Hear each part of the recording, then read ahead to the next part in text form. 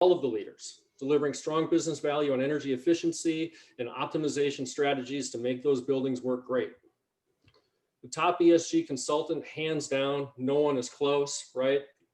Francisca Quinn from Quinn and Partners. Check out the June 2020 article on GRESB Insights. Resilience is a business opportunity. It's so well done, truly. And so she joins with us, and this event is a joint event. So not only are we going to hear in the beginning from GRESB Real Estate, we're also going to turn our attention to GRESB Infrastructure, and Francisca will join me to lead us in that discussion. A special thank you to Michael Brooks and the RealPAC team, including a big tip of the hat to Chris for making today's event an effort of success. We've scheduled an hour, but today's lineup is so strong that I predict OT. A little overtime, and I think there's going to be a big win for Canada, but that's, we got to play the game. So here we go. Let's get started. Settle in, grab a cup of coffee, and let's make the best of this together, because I'm aware that many of you in Toronto, right, today begins a 4-week lockdown. And every time I hear Michael Brooks speak, he's been very, very consistent. Don't let your guard down, right? And that means all of us in North America. So before I turn over to Michael Brooks, I just have a few remarks of my own, right? ESG started our decade here with tremendous promise. So GRESB members spent the last decade defining what ESG means for real estate, and we did this together. We collectively developed and progressed the GRESB framework. And then in doing so, we began to knit a data ecosystem to support structured non-financial data. In 2016, we launched GRESB Infrastructure, and we did this with the support of many longstanding GRESB members. And now in its 5th year, GRESB Infrastructure has helped us evolve, right, to become more than just real estate. GRESB is now the ESG benchmark for real asset investment portfolios globally. Through this evolution, it's become abundantly clear that a by industry, for industry framework, it's made of best practices, it yields strong business benefits. It progresses the industry forward, and it helps us drive a competitive race to the top. And we're seeing that with the folks that are here today. So don't let the COVID curveball throw you for a loop. Keep your efforts on ESG. If anything, this is merely a practice run for the coming climate disruption. So Michael, thanks for being patient here. Please, thank you for co-hosting. The floor is yours. Look, it's my pleasure to co-host with you, Dan. I kind of miss those days where you have the, joking back and forth with Neil when we were live back in the day. But look, welcome also everybody to the GRESB 2020 Canada Results webinar. Hope everyone is safe and healthy, as Dan said. First, I'd like to acknowledge that RealPAC's office is on the traditional territory of the many nations, including the Mississaugas of the Credit, the Anishinaabe, the Chippewa, the Haudenosaunee, and the Wendat peoples, and is now home to many diverse First Nations, Inuit, and Métis people. We also acknowledge that Toronto is covered by Treaty 13 with the Mississaugas of the Credit. And as Dan mentioned, obviously it looks a little bit different this year. Normally we meet face-to-face in Toronto, but this year we're meeting virtually. The benefit is that more people are able to attend without getting on a plane from all over Canada and beyond, and over 300 people. Wow, it's fantastic. But you'll have to have your own cocktail hour after. That's on you guys. Maybe next year we can get back to the way it was. RealPAC's been pleased to be GRESB national industry partner for the past several years, and we're happy to once again be co-hosting the annual results event with GRESB in 2020. 2020 is also the 50th anniversary of RealPAC, and RealPAC is the National Leadership Association dedicated to advancing the long-term vitality of Canada's real property sector. We have over 120 member companies representing all asset classes in Canada: office, retail, industrial, apartment, hotel, seniors, residential, from coast to coast to coast. We're up over 20% in membership this year. And our members continue to lead the way when it comes to ESG, and many of them participate in GRESB every year. And although we are going through a global pandemic, one thing is certain, as Dan mentioned, ESG is not slowing down.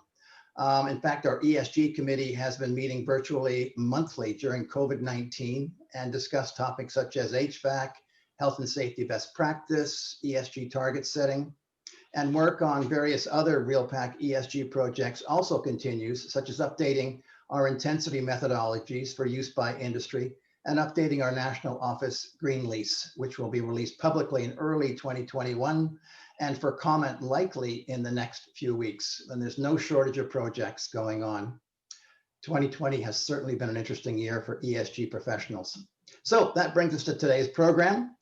So Dan, head of Americas at GRESB, will briefly go over the 2020 Canadian results. We will then have a panel discussion with the group of industry experts that Dan introduced to further discuss the results and more broadly explore current ESG trends. Washrooms are down the hall to your left. Coffee is down the hall. Just kidding. Once again, thank you for joining us, and back to you, Dan. Michael, that was awesome. That was truly, thanks for the directions on the restroom. If everybody needs it, you can go and come as you please. I do want to anchor on something that Michael mentioned, which was 20%, right? Membership at RealPAC is up 20%. And that's the same thing that we experienced here at GRESB with our growth in the benchmark. We're going to see that in a second. As we think about the decade ahead, I kind of focus in on a handful, like 5 themes and topics to watch. You know, the first, ESG as a lens to business opportunities and operational efficiencies. I think that's, you know, the de rigueur where everybody's focused, right? The idea of behind structured non-financial data, access, lineage, assurance, reliability. This is really goes to inform how the financials came about. And we're doing a much better job as an industry on structured financial data. Climate change risk and opportunities, and physical and transitional risk, right? That's another theme that's really moving up to the forefront. Decarbonization targets, how these are developed and implemented. I think we're going to hear from some of our folks today about this. And obviously how the GRESB framework is used to develop and enhance and advance asset level ESG programs. The folks that are in the audience today fall within 4 groups. We have a group of institutional investors. These are pension funds, consultants, and sovereign wealth funds. Canada has some really strong leadership when it comes to ESG, emanating from the very top from their pension plans, and we're very grateful for their support. We have benchmark participants. We're going to hear from some of them today, right? These are the folks that participate in the assessment and use the framework to basically propel their efforts internally going forward. The third are partner organizations. We have both Francisca Quinn from Quinn & Partners and Conan from EPL that are joining us. And then the fourth group are potential 2021 GRESB participants. Thank you all for joining us today. Well over 300 in Canada, truly amazing.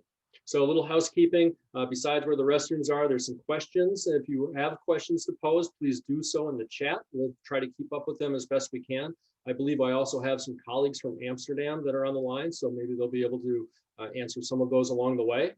The second thing is IREI, ESG means business. You know, in the past, when we do these in person, these are on everybody's seat. And IREI has been a tremendous supporter of GRESB as a media partner. We're getting ready to do the next edition for the 2021. And it's going to be all about data coverage and quality and performance and impact metrics. So please watch out for that. You can certainly Google and download the past 4 editions of IREI, ESG means business. And the last thing is check out GRESB.com. We've got more events and updates. Today is our 3rd event, and there's many more to come with America's next Tuesday. Take a look and inspect GRESB Insights, where Francisca Quinn and many others have written some really thought-provoking articles. And then sign up for our newsletter. That's how we can stay in touch. So with that, let me see if I can manipulate all of this appropriately and show our deck. Okay. How did I do? It doesn't feel like I'm showing the deck. Oh no. Hello. Perhaps one of my colleagues can help. Bottom right hand for present. Yeah. Oh, it didn't like it. Next to comments, you can click on. Or slideshow. Here you go, slideshow and then present. It says I'm screen sharing.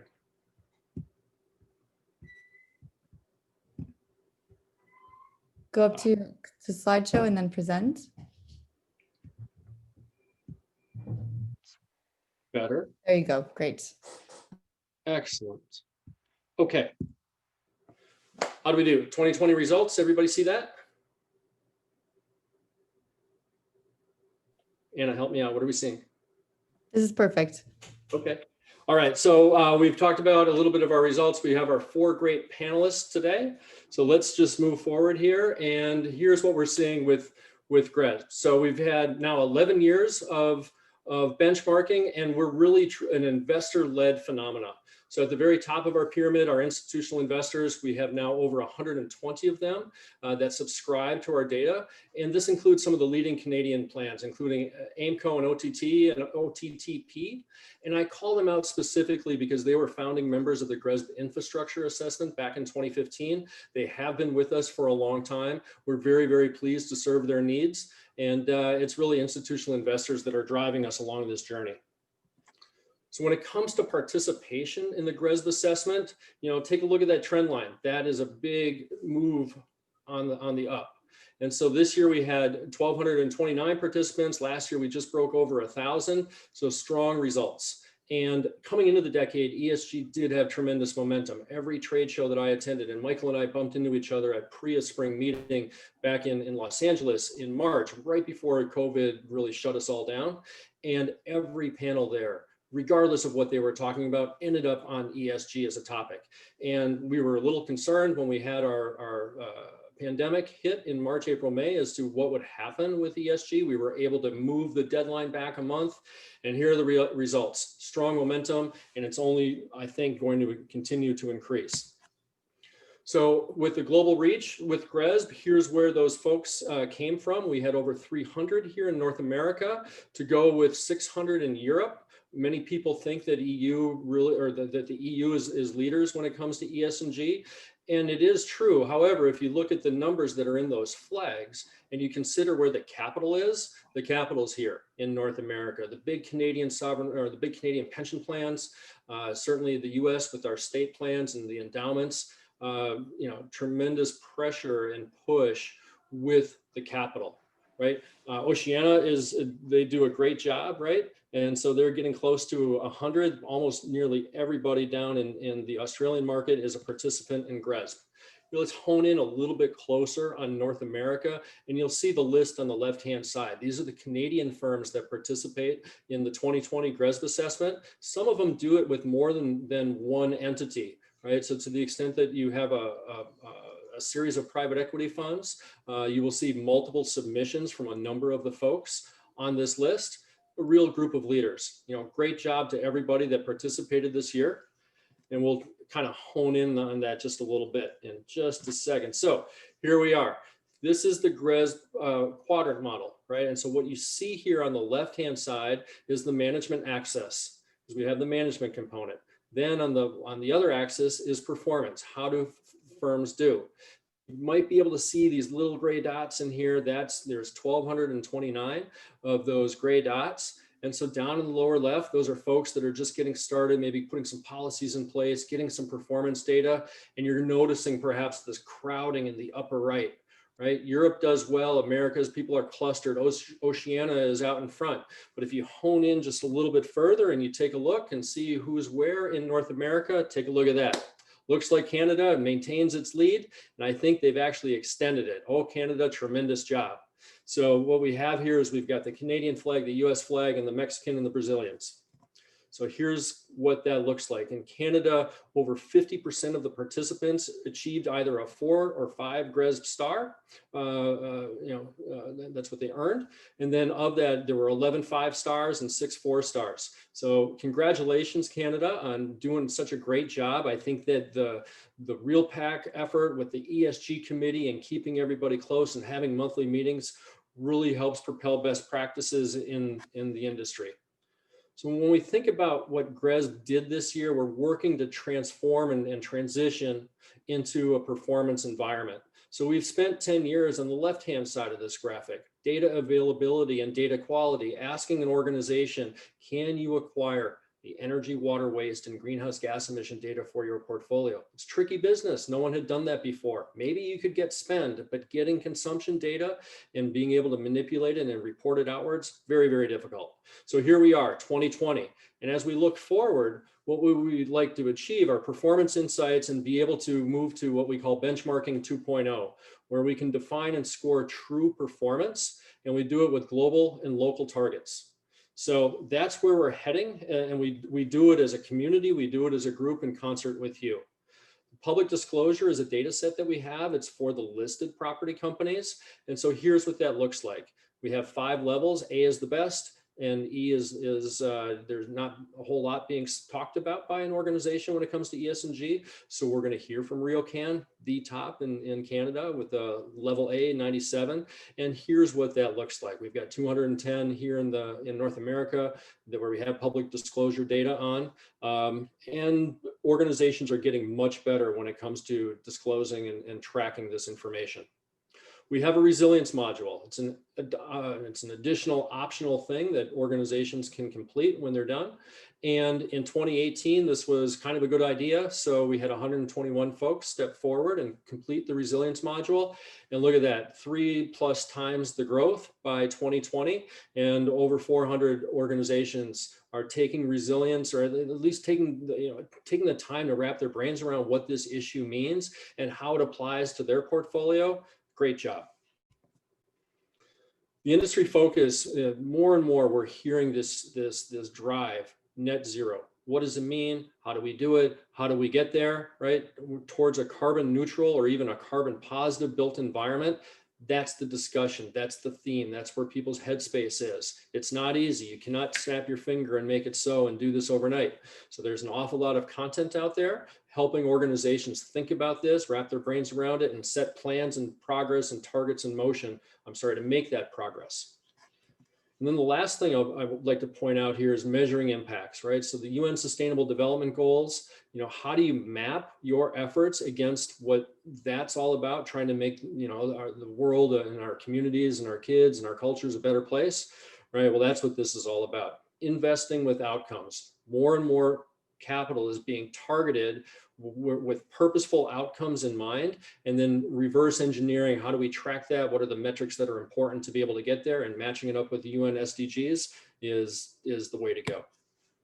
So I'd like to acknowledge the sector leaders here in Canada. Those are the ones that are circled in orange with a call out to the one in red, number 1 in Canada, to KingSett.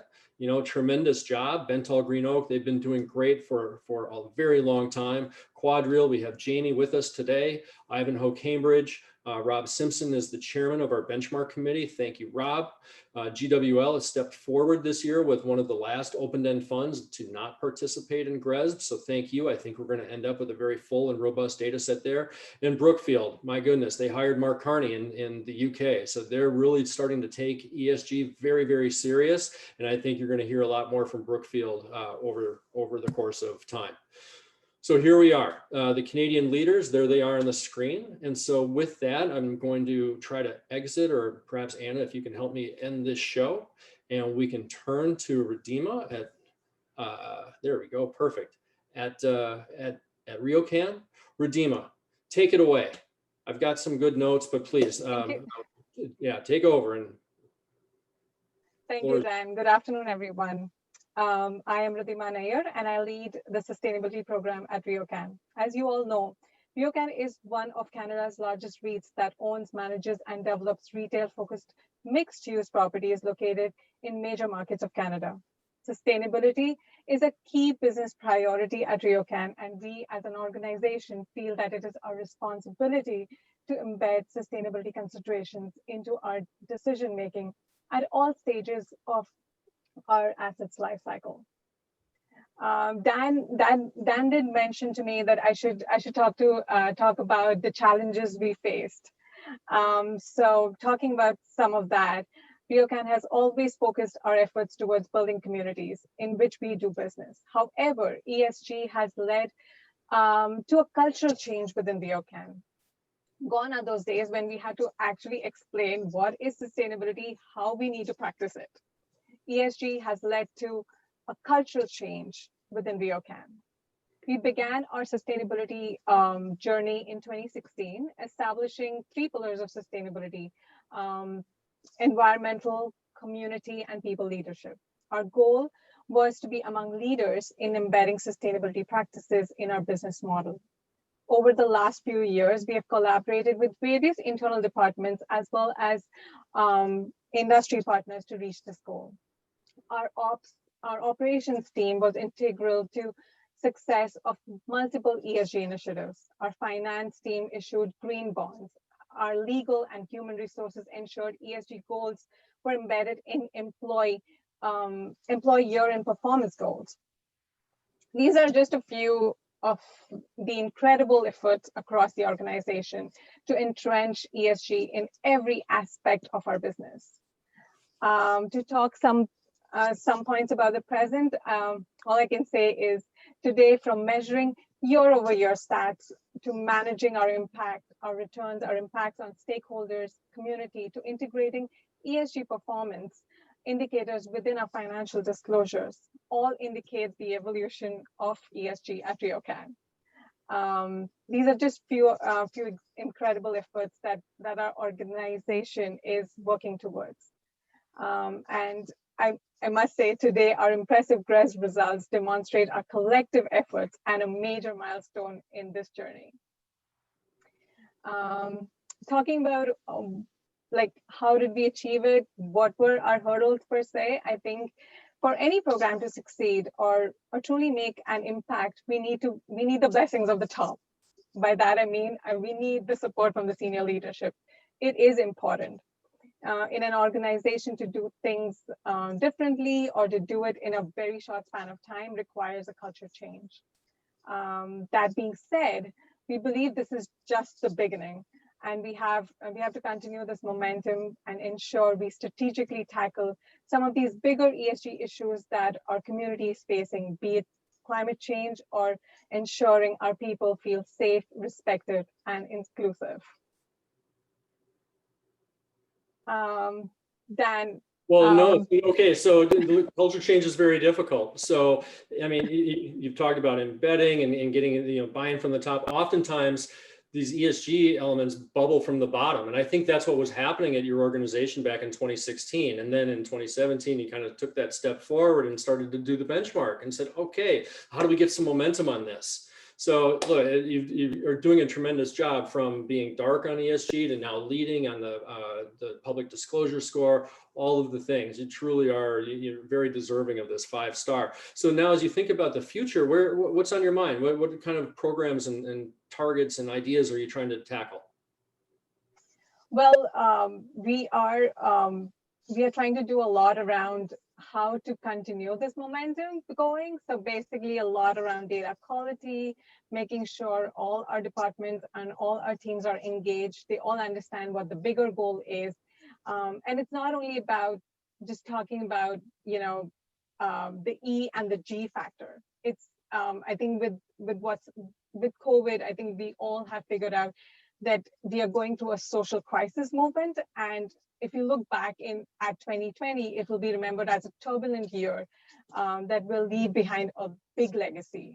So up until now, we were talking about E and G, and now a big focus is on the social aspect. And I think collectively, we want to do it not only within the organization, but also work with our peers to move this ESG movement to another level. I must say that the social aspect has definitely gained a lot of momentum in this in year 2020, and I must make a special mention that GRESB is one platform that has brought these social issues that our industry currently faces under one umbrella, and I think that's helped us understand the our level of awareness has gone to another level. That being said, I think we have to continue our momentum towards engaging with all our partners, continue communicating what our ESG initiatives are, making sure we have partners as we move along in this journey and take it to another level. So the S is really hard. It's really hard, right? It's a lot of the focus, and we hear this a lot all the time, right? Let's focus on the E, that we can, metric it, and we can we can figure that out. S is tricky, right? So keep up the good work there and keep your eye on those issues. And so planning for the future, right? I continue to hear you talk about collaboration, and so what's your sort of viewpoint on that? I think we are collaborating with all of our partners at this moment, but I think what we want to do is work with our tenants, work with our community, more engaged, and make them feel that we cannot succeed until they don't succeed. So whatever they need, the help, and this year is a year of survival, definitely. So whatever the help and support they need, we are here to give them. And then I think internally we have advanced this journey. We would like to work with our peers to move this journey forward. Well, I think RealPAC's got two great things to offer. The first is this ESG committee that continues to grow with participation. And then the second is what Michael talked about with the green lease, right? When you're talking about engaging tenants and driving down split incentives, particularly in the retail sector, oftentimes green leasing can really, help move the needle forward. So hopefully those are great tools for you and for the industry at large. So awesome, great job. Keep up the great work. Well done to the RioCan team. Thank you. Great. All right. So with that, let's turn our attention out west. Let's focus out to Vancouver, British Columbia, home of the Greenest City Action Plan and a big beneficiary of hydropower infrastructure. And so with that, up next, we have Jamie Gray Donald, who's the VP of Sustainability and Environmental Health and Safety of Quad Real Property Group. I've heard from Jamie focus on some unique challenges that are faced in the Vancouver market, particularly when seeking to electrify residential towers. And I'll tell you what, if there's one guy that can figure out this whole carbon thing, my money's on Jamie. So Jamie, are you with us? Are you out there? Come on and tell us what's happening on the ESG front with Quad Real. Yeah, thanks, Dan. First, big thanks to GRESB. It's a great benchmark, and it helps us a lot. One of the neat things we're doing with it now is, as we look to our international portfolio and partners, we're using it to help direct them. So we require partners where we invest over $250 million in to report to GRESB. And one of the partners we liked so much, we bought half of them. And in this past year, their GRESB score doubled. So that type of thing where we work with partners who are aligned with our values and where we have external benchmarks that can show progress is fantastic. So thanks. I think there's a real shift happening at Quad Real and across the industry where we're going from, hey, let's figure out what this sustainability thing is, and let's figure out LEED, and let's get 20% better, 30% better. We're now quickly realizing we need to get like 100% better. And that's a challenge, and I think we're up for it. And we're seeing a rapid shift with companies like Lend-Lease setting a 100% carbon reduction goal by 2025. We're seeing, in North America, there's a couple that have already set those goals, or Kilroy, I think, achieved 100% renewable energy through offsets and RECs this year. So great progress already. We're looking at really how do we offsets and RECs are great, but not as good as actually reducing the need, like burning the gas in the first place. So we're starting off, what's going to be a 20-year project, and trying to do it as quickly as possible as fuel switching our way to, and then looking at long-term power purchase agreements for clean power. On multifamily, it's the one portfolio that's been really resistant to energy efficiency improvements. We have data going back to 2007, and we're at 0% improvement. On office buildings, we can regularly get 30 to 50% savings, and multifamily, it's been stubborn. So we're applying an updated version of what we do with office, so getting real-time energy, water, gas data, getting web connected, building automation systems, and looking at deeper studies and pilot programs to remove natural gas boilers and put in either suite level or central heat pumps. So the economics actually work in multifamily. When you submeter tenants on suite turnover, we're seeing, with no equipment change in the building, no envelope change, we're seeing 30 to 40% reductions in utility when a tenant pays for it. And so we feel comfortable putting additional equipment in their suites, making them responsible for the expenses of it, because it'll improve comfort, reduce carbon impact, reduce utility expenses. So that's a big one for us. And then On the other thing that I think is really exciting is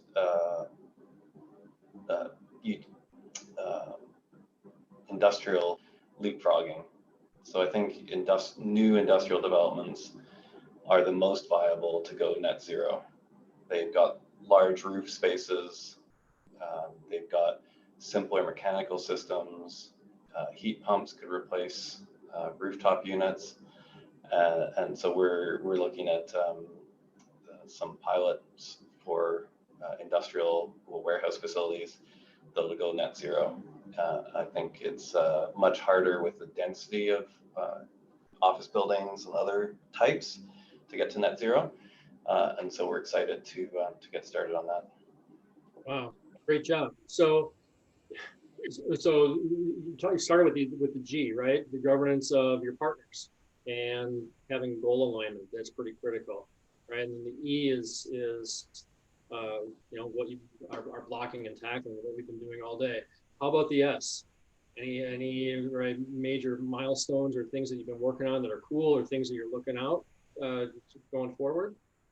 Yeah, I think there are two.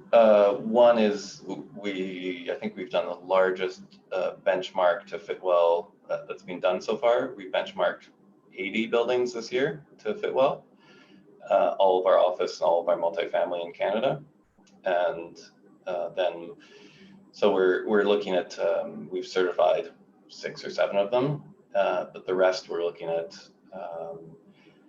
how do they fit, what's the improvement strategy for them over the next few years, from amenities as well as services. And then looking at a study with Center for Active Design on, is there a financial correlation between 3 buckets of health things, locational, amenities, and services? Do those coordinate with better financial performance, like the studies that Bentel did with Nils around green certification? So that's one. The other was, as many of us had, many real estate executives had, a bit of a reckoning this year, finally, with thanks to the increased awareness of Black Lives Matters and the Auto No More movement. This recognition that we're behind on diversity and inclusion, and that while we think we don't have any overt discrimination, that there is pervasive structural barriers to that, and so really deep and passionate engagement from our executive around this topic, and change coming that way. I think big awareness raising around the difference, this perception that in Canada we're really good at this, and because it's not front and center like it is in the US media, and recognizing that this is quiet, but it is pervasive, and that the data, we don't even have the data on diversity and inclusion that many Fortune 500 companies have. So catching up on that. Okay, well, that sounds like a 12 to 24 month project. I do have a real-time question that's coming in for you from one of the folks in the audience, and it says, can James elaborate more on their energy efficiency challenges in the portfolio with multifamily? And as you do so, do you have any recommendations for sort of early responders or early folks that are getting started in this space? I think the challenge on multifamily is that the building operators and the asset managers feel that they don't control things. It's a variety, it's a variation on the split incentive in office. You're saying, oh, the people just leave the windows open. Oh, we don't have control. So when we replace pieces of equipment, you think like, oh, that's going to reduce. We just put a variable speed drive in. We just put a high efficiency this in. We should see 10% reduction, and you tend to see next to nothing. So we're changing tactics. The first was to learn a lot more from the natural gas utility programs. So a heavy focus on domestic hot water, and that's actually yielding good results. Simple things like replacing toilet gaskets. It was like $150,000 a year savings in a property for a $3,000 expense. And so there's that. And then I think the other is a heavy focus on sub-metering. And so recognizing that tenant engagement really only works effectively if there's an incentive alignment of the tenants. And that takes multiple years based on you can't do it by law until tenant turnover. So it's a long-term strategy, and getting asset management comfortable with modeling those savings out has been, you know, we've gotten there, but it took a bit of time, and happy to help others if they have questions. Well, there you go. And Jamie's your man. So Jamie, last question, you know, as you're kind of looking ahead, what are you excited about? What makes you, you know, get up and go when you get up in the morning when you're focused on these issues? Anything? Everything. I mean, the most exciting part for me is this alignment. So I think we're aligned from BCI and pensioners through to our executives, to our front line, and that's in people's scorecards. So that's the first, and I think the second is that ESG is moving into the money. So I think the increasingly through legislation, whether it's Toronto or Vancouver saying, in New York saying, if you're above this carbon intensity, you're paying a heavy penalty, that the money is going to start to get real and fast. And so I think that the money coming into ESG is only going to increase in multiples. Awesome. Jamie, thank you for sharing some time with us today. Thanks for all the leadership that you're doing, both out in Vancouver as well as Canada writ large. Keep up the good work. 5-star and going strong. Well done. Now, so let's, you know, these companies cannot do it alone. Behind the scenes are brilliant minds at work. And, you know, in that vein, all roads lead to EPL, Energy Profiles Limited.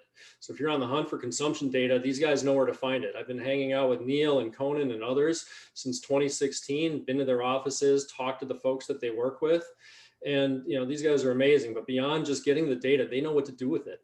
Building profiling, honing in on operational anomalies. I think it was 2 years ago at our results event, they talked about 15-second interval data analysis and what this can mean to driving bottom line results, real cutting edge stuff. So it's my distinct pleasure to welcome Conan O'Connor, who's the VP of Technology of Energy Profiles Limited, to us. And so I'm betting that 2020 is going to result in a wide range of very different profiles from those 5,000 buildings that you guys monitor, right? So welcome to the program, Conan. Tell us what's happening out there. Yeah, thanks a lot, Dan. Great to be here. Thanks everyone for having me. Yeah, 15-second data. I guess it's coming in faster than I thought, but certainly. I'm sorry, I got it wrong. Well, it's definitely moving that direction. But yeah, it's obviously been an interesting year. I think you know, looking at this year, just a couple of things from on the GRESB front. First of all, you know, you showed that slide, Dan, of the quadrants and where all the different companies are on both the performance and the management side. You know, one thing I see there is there's a lot of groups sitting at 100 or close to it on management. There's lots of room. There's still lots of room on performance from the leaders and everyone else. And definitely nobody's slowing down. I mean, I think one thing that's been great to see this year is, despite the pandemic, you know, the ESG battle is intensifying. If anything, it's certainly not slowing down. So that's amazing, and that's not just happening in, you know, the real estate world. It's happening, you know, at the global scale. You know, countries committing to net zero. China, Japan, Canada. Just a couple of days ago, Trudeau introduced a bill to go to net zero by 2050. So you know, all the way from the countries. You know, looking at cities like Jamie mentioned. You know, having real penalties in place for going beyond carbon limits in buildings. Vancouver, you know, New York, and yeah, Toronto could be next. So that's really encouraging. And you know, the feds have also announced $2 billion in retrofit funding start flowing out in the next couple of years. So lots happening there. I think, you had mentioned, looking at how buildings are performing, and especially given all the changes over the last year. And it really has forced us and forced the industry to take a hard look at strategies for driving performance, and in this bigger picture of, trying to go to net zero as opposed to incrementally reducing energy and emissions over time, which has been kind of the historical strategy. To some of Jamie's points, electrification of buildings is a big deal. It's not, some operational changes and some, a little bit of capital here and there. They're big decisions, 30-year decisions about what to do when a boiler reaches end of life. So I think the strategy that we're seeing, a lot of organizations trying to navigate is how do you kind of reconcile those two? And I think there really are two sides to the strategy of driving performance going forward. One is, continuing good building operations, continuing, using analytic tools to drive performance, to drive down operating costs on an ongoing basis. But the other is that carbon, getting to zero, and that's not about, or not just about good building operations. It's about, the intelligent deployment of capital into projects that are going to make a real significant impact when they come along. Every, like I say, could be 10, 20, 30-year projects at a given building, but making sure that those decisions, when they need to be made, are made well. No, that makes sense. You've got to plan for those, right? And they're typically on somebody's forward budget. It's very difficult to plan when all of a sudden there's a fail. And then you're just running around trying to solve the immediacy, as opposed to having a plan and working the plan with what is in essence a long-term asset, right? That's what the real estate asset class is, 50 plus years. So I like the idea of intelligent capital. I think in terms of marginal capital, putting the little extra dollars to work to strive for better efficiency, that's an important construct. So can you give the audience any observations or some advice when dealing with what's happening with COVID, right? We've got buildings that had occupancy, now they're not, right? We saw Ridma, she's in her office, same as Jamie, but I didn't see anybody in Jamie's background, right? I can tell Michael's perhaps at home. So what's happening out there? What are you seeing when you're in your data set? Yeah, absolutely. So it's been an eye-opening year in that we've got buildings that are typically fully occupied or close to it. Now with handfuls of people in a building that might hold 1,000, and really it's made it such that everyone's kind of flying blind with respect to how their buildings are performing from an energy standpoint and from a water usage standpoint. The focus has obviously been on health this year as opposed to driving performance, which makes sense and is obviously a good thing. But it's also given us, it's an interesting point in time where we're able to actually study how buildings operate with very little occupancy, which we typically don't get in more than a handful of buildings at a time. So yeah, what we're actually working on, which I think is pretty neat, and we're working with RealPAC and an industry working group on this, is reframing kind of what the how to normalize usage data in a building, energy intensity and water intensity in a building, to understand how well a building's performing given the occupancy in terms of number of people in these buildings, along with weather and exceptional tenant loads, data centers, utility rates, all these things, but really honing in on what's going to be different going forward.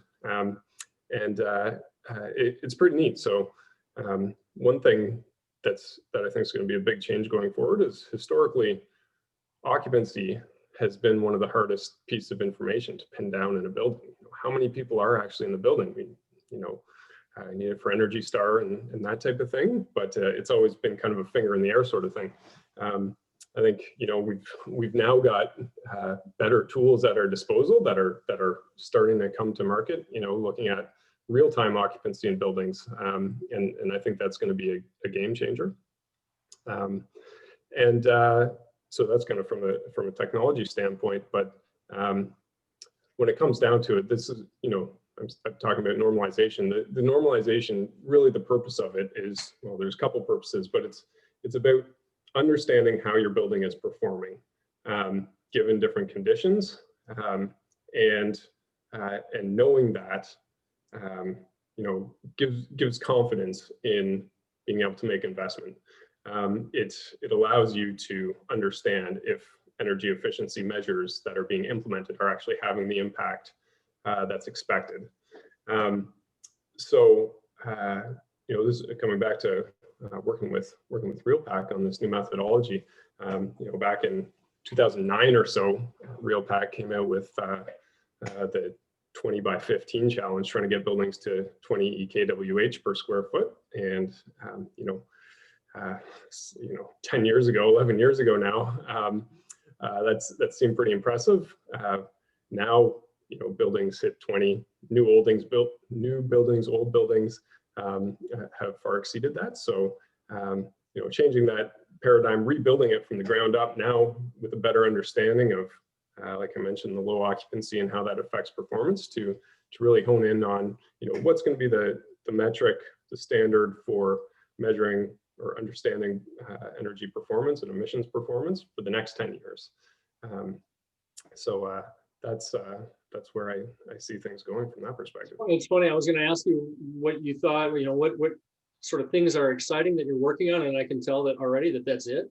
So let me pivot just a little bit and ask about, winter's coming and it's cold in Canada. So you've talked about health, right? We have buildings that are not occupied, but there's probably also a push to just fresh air, open up the dampers and go, go, go, go, go. So is that an effect? Is that a thing? What are you kind of seeing, and what do you predict when it comes to that phenomenon? Yeah, it's definitely on our minds and on a lot of our clients' minds. And there's various guidance from ASHRAE and so forth on best practices, and a lot of our clients have developed their own kind of best practices for how buildings can be operated or should be operated for health, for lack of a better term. I think the devil is always in the details. It's one thing to come up with a policy that says, we should have such and such outdoor air levels and filtration and so forth. However, we're dealing with buildings that exist in a certain way at this point in time. They're not built necessarily to be able to heat 100% outdoor air and that type of thing. So yeah, the devil's in the details for sure. And it's comes down to having that overall strategy, but then also looking at your specific assets and how to best operate them given where we are. Cool. Well, thank you so much. I really appreciate all the leadership that you guys have done over the years, particularly with the last RealPAC challenge. And I'm really confident that with the next RealPAC challenge, you're going to be right there pushing, everybody forward. So keep up that good work. Thanks, Sam. So with this, let's take a moment and pivot a little bit. Today's results event is really a joint gathering for GRESB Real Estate and GRESB Infrastructure. The Canadian pension plans have been very active as investors in cash flow producing infrastructure assets. And two of these leading funds, which I think I mentioned before, Alberta Investment Management and Ontario Teachers Pension Plan, they were founding members of the GRESB Infrastructure Assessment back in 2015. And so thanks to their strong leadership, the GRESB Infrastructure has really taken off, and it's helped advance ESG issues that impact and elevate metrics. So with over 100 private equity funds joining with nearly 500 assets across 9 major industry sectors, ESG is clearly on the move when it comes to infrastructure investing. And it's yet another area where Canada is leading the pack here in North America. So joining with us today is Canada's leading ESG consultant, Francisca Quinn, and she's the founder and president of Quinn Partners, excuse me. And so the team works with many of the leading real estate and infrastructure firms, not just in Canada, but also here in the United States and in the EU. They contribute to the GRESB benchmark committees. They've been on our committees for many, many years. And I will tell you personally that I get a lot of very thoughtful feedback from Francisca and her team, Tony Quinn in particular, Tony Pringle at Quinn Partners. Tony's just great, right? So we owe a big thanks to Francisca and the team for all of the support that they've done to GRESB. And so to set the stage, I'd like to show, if I can fumble through this, this presentation thing, some slides on infra. And then we'll turn back to Francisco, who can give some commentary. Okay. So how are we doing on the slides? I saw in the chat that you guys helped me. How am I doing now? Do we have some slides? Somebody speak. Just go into slideshow and then present. Gotcha. Better? Perfect. All right. Thank you. Okay, so GRESB infrastructure. So we have the fund results. Hopefully that's the slide that you're seeing. And you can see back in 2016, right, we were just priming the market and getting this effort moving along. So we had 23 funds participate, and that has tripled now up to 75. That's outstanding. And those are the funds that have their assets participating. That's a subset, right? The true number of funds is over 118. And so there's two steps, if you will, to the GRESB infrastructure assessment. There's doing the fund level assessment. It's a handful of questions, really getting at the philosophy of how the fund is managing itself when it comes to ESG issues, but the real action's on the ground. The real action is with those assets, and the asset level assessment really puts the fund manager in control by understanding more, structured non-financial data of what's happening with these particular assets as they monitor their investment over time. So here's the asset level assessment. And you can see back in 2016, there were 134, and we're now getting, I'm confident we're going to hit 500 this year, right? So it's been a really nice, strong growth. You can see the different industry sectors there, with transport really being a big, bulky amount, right? These are toll roads and airports and other things within the infrastructure that we all use on a day-to-day basis. And infrastructure is important, right? It's our pensions that rely on these investments, and honestly, it's our lives that the water and the airports and the things that we go to, where we're using infrastructure all the time, every day. So having that run well and to the best of its ability and give strong risk-adjusted returns, that's the objective. So here we are. Here's what the regional coverage of the infrastructure assessment looks like and the scores. So Europe is going strong. Scoring, not so much, but here in the US and in North America, we're doing a pretty good job, right? We've got some pretty neat assets. And one of the things I had asked Rick Walters, who's the head of our infrastructure assessment and the director of it in Amsterdam, I said, Rick, is it possible somebody can ace the test? And it turns out, and we'll see that in a second, that we've got some firms that are doing really, really well with some very high scores. So here's the asset sectors, right? There's 9 of them, and with other in the bottom left is sort of the grab bag. And so you'll see 103 transport assets, 38 data infrastructure. Sometimes these are data centers and whatnot. Sometimes they'll do the real estate assessment, but they're really gravitating now over here to the infrastructure assessment. Social infrastructure is important. These are hospitals and schools that really provide the social underpinnings of our communities. So we're doing a really good job. And I think the best is yet to come. From the fund, here's what the scores look like. And you'll see that for the funds that only do the management assessment, they're going to be locked on that left axis. And there's, good climbing, and it's possible to nail that and get 100 on the fund assessment. But like I said, the action's down at the assets. So all of the dots that are now moving to the right, those are the funds that also have at least 25% of their gross asset value participating in the asset level assessment. So we've got a couple in the far upper right. It is a good distribution, a normal distribution like we've seen in the past. And I can imagine over time it's going to cluster to the upper right, because that's what GRESB tries to do, is create this competitive race to the top. And people want to strive to get to the upper right. Here's what it looks like on the asset model. right? So again, some folks are locked on the left-hand side, just the ability to talk about policies and put some things forward, but really don't have any performance data. There are a few on the bottom where they don't have any real directives from a corporate standpoint, but they're able to elevate data. And then there's the whole middle, again, a normal distribution. You can see one line that's in particular, it's on the upper right, probably around the 95% mark. And so those are assets that are doing really, really well from a performance standpoint, but they're missing one little element in the GRESB assessment, which is, do you have a certification of an infrastructure asset? And so a little bit of a glass ceiling for those folks. A few have broken through and they have gotten all the way up to the perfect score of 100. I think there's a handful, maybe one or two here in North America. So it's pretty neat. It's nice to see making strong progress here on infrastructure. So with that, let me see if Anna can kick me out or if I can just go over here. Strong, excellent, good. So I'd like to now turn to Francisca Quinn, right? She does a great job. Francisca, are you out there? I'd love to give you the floor. Tell us what's happening in Canada and infrastructure. Go ahead. Yeah, thank you, Dan, so much, and thanks, GRESB, and also thanks to our team here, because it's not me, it's actually a great set of really super professional folks. And then also some of the Canadian investors, the pension plans in particular, has allowed us to basically help them and their assets in basically this journey called ESG. I think as you maybe I've seen from the slides that Dan has shown, that the infrastructure ESG maturity is quite behind real estate in some aspects.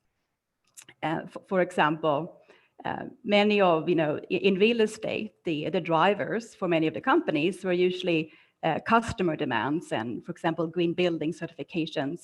We haven't really seen the same drivers among the in the infrastructure sector because the customers, typically utility-like contracts, haven't really been there, and it's been largely regulation that has governed ESG. But we're seeing now, especially through capital markets and investors, that ESG is much more important. It can be a real tool for investors, both from a risk management and from a and from also value-added perspective.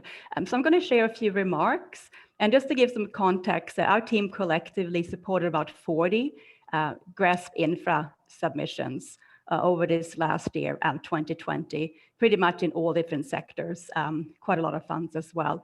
We reckon maybe this represents about maybe 10% of the global value, and we have a few of the sector leaders. But a couple of the observations that we have is that that there are benefits both from the investor side and from the companies. So many of our clients, the companies itself, say that the assessment is actually helping them to baseline practices relating to governance, environmental topics, and social.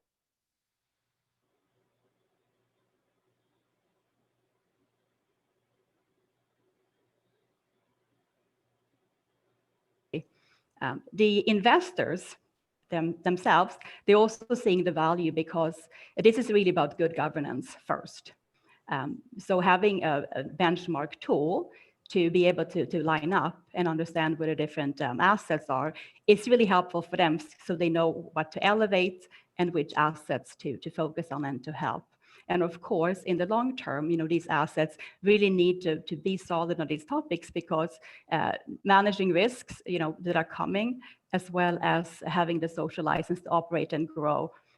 Infrastructure is one of those sectors where we know there's going to be a lot of capital, but investors will only be allowed to deploy that capital if the communities are happy in the way that's being deployed. So the social license to operate is really, really important. And I think really that the assessment is really helpful to show to stakeholders what companies are doing, because we don't have these other transparency drivers. I think one thing when I'm listening to my colleagues in real estate, we heard a lot about data and data challenges, and there seems to be a lot of technology now in the real estate sector. So the infrastructure sector is a little bit behind on that. I think we saw from Dan's chart that the many companies maybe don't have the complete data sets yet, and they certainly always don't have targets either. So we expect that the data maturity the ability to record things, energy and greenhouse gas and air pollutant data, but also some of the health and safety data is going to be to move ahead very fast. So I think probably in a few years, we'll probably see the same cluster as we've seen in real estate in the infrastructure sectors. So those are just a few just remarks and contrasting, because I know there's a lot of real estate folks on the line, and I'm hoping that there was also some infrastructure investors as well, and that it was useful to just see the contrast between the two assessments. Can you talk a little bit about, some of the pending things that are happening out there, whether it's TCFD or, the sustainable finance directives that are coming from the EU, and how they might impact how people think about this and the metrics that they're tracking, right? Or programs and initiatives, because it's different. Everything is, all of these things are kind of unique. It's hard to wrap your arms around them sometimes. So, but at the same time, we're all looking for this carbon accounting and whatnot. So any reactions to those issues as looking forward? Well, I think in terms of, there's two acronyms I think that are relevant. It's the TCFD and it's the SDGs. So TCFD, Task Force for Climate-Related Financial Disclosures, really, a standard around like how do you report and manage everything relating to climate change and opportunities. And for the infrastructure sector, of course, it's super important because there is like this physical climate on infrastructure. So understanding those risks, depending on location, is really important. But also the opportunities transition to low carbon economy, to renewable energy, to different types of transportations, electrification. We have all of that on the table. So, so if you think about it, investors, will want to put money in those growing asset classes, but they also need to make sure that companies are also doing it and developing in a responsible way. And then also the SDGs, so impact. So many times we speak to our clients, they talk about infrastructure as really a social good. And so there are many parts of infrastructure, clean water, and also clean energy, for example, that can really help in the transition to a kind of more sustainable economy. So the asset class plays a really important role, and the ability to start to measure these positive impacts is not only about the negative impacts, but the positive impact is really where we see where everything is going. And I'm sure that you folks at GRESB will come up with some interesting metrics to put ahead and challenge your participants on these going forward. Well, that's the goal, and yourself and Tony and others at your firm always participate in our benchmark committees and whatnot. So I'm confident that you will be bringing forward your good ideas too. Let's push it that just a little bit more. So as we've kind of gone into a COVID downturn globally, and bubbling around are these ideas of the green economy and how can we come back stronger with focus on green. Are there those kind of conversations happening in Canada? And does that, if so, does that kind of move into the infrastructure conversation? Is that a thing? And then my follow-up is, because what's happening around us are sustainability linked loans. So has there been any appetite or any discussion about those sorts of constructs? You threw a lot of things in there, Dan. So let's talk about, is there, coming out of COVID, and is there, some appetite in Canada for green infrastructure? Well, let's just talk about the first thing too. So we know that, the government of Canada now has set, in line with other countries, goals for net zero 2050, for example. And there is, there's lots of capital that's going to have to be deployed to reach that. But I think the biggest opportunity in Canada in particular is what's called the transition to the low carbon economy. So I think that is what people are talking about right now, is a transition to kind of cleaner energy sources and what that's going to look like, and how Canada's energy or the existing energy sector, the role it's going to have to play. So that's one topic that is top of mind here. You also talked about sustainability linked loans, so financing of these assets, and sometimes it's private finance. We actually was talking to one investor yesterday who actually was very interested in talking about how can you link ESG improvements to lower risk premiums and lower interest rates. So I think that's something that's going to come, and it's going to enable the transition. Yeah, thank you. No, I mean, that's the thing that I'm most excited about. And I know there's an effort in Canada that's kind of bubbling around in this issue. So thank you for dealing with my compound question. I knew you could do it. What other things that you're working on? Some closing thoughts from you, things that are keeping you excited as you're moving forward? Yeah, I think everything that's come up today is exciting. The climate challenge, how we're going to get there.